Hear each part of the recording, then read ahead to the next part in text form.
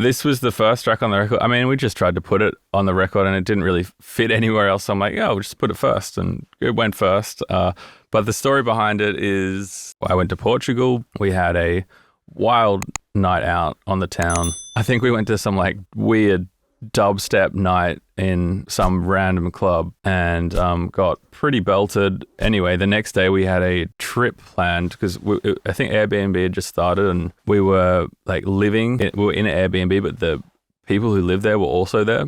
But they were really sweet and they were like, we'll take you out one day. Anyway, the day after our dubstep night was the day they were going to take us out and they took us to a place called Sintra.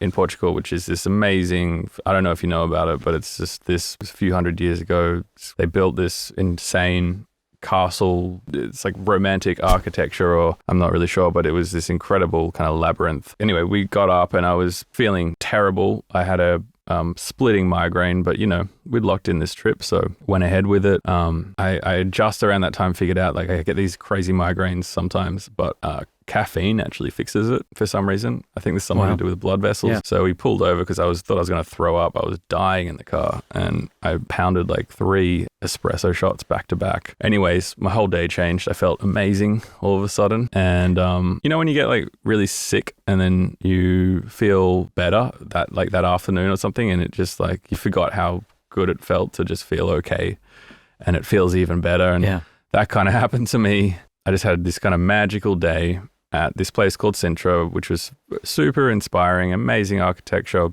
By the end of that day, we went back home and I just got the laptop out and started playing around with ideas.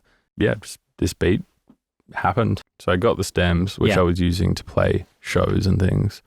And then I kind of started messing around with some synth chords. And I think this is when I kind of realized that you can just play straight synth, like straight chords is one thing, but if you mess with the rhythm of the chords, it becomes more interesting. And then if you mess with the rhythm of the chords to the point that they don't make sense, like they're kind of out off the grid, as long as the drums are in time, then it can create like a really cool kind of bouncing sound.